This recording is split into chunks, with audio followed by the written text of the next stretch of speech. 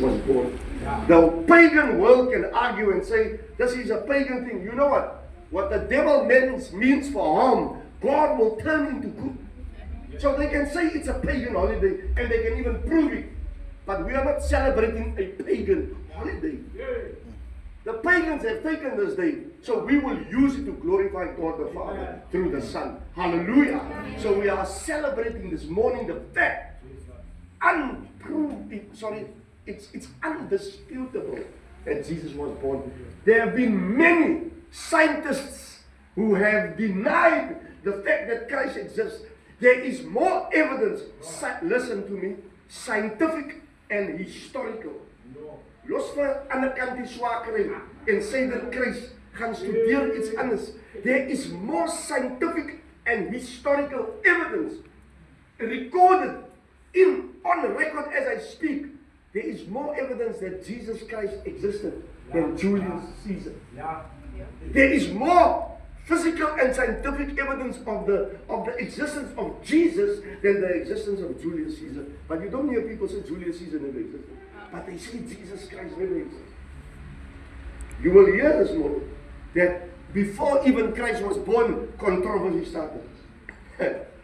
Conception was controversial. The church is controversial. Jesus was controversial. So why do we have a problem when there's controversy in the church? When there is battles, when there are wars, when there are accusations, when there is fighting. Why are we surprised? Because we tend to forget the purpose of Christ. Purpose. When you do things without a purpose, if your life has no purpose, you will have no plan.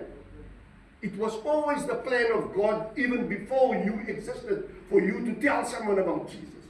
I want to say it again. It was God's plan even before you were born, for you to tell someone about Jesus.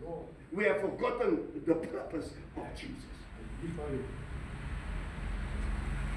It is like when you get married, you love your husband or your wife, your spouse, for the first 2-3 years, there's deep in love. Here by year number 4, and kind number 3, you are just there.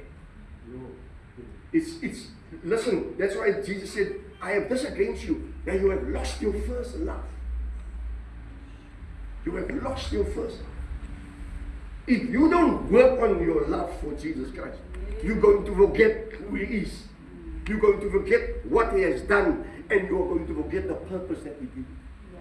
I want to remind you this morning to bless you. Hallelujah. Let me first welcome all the visitors. I see Mark Walla is here. Welcome, Mark.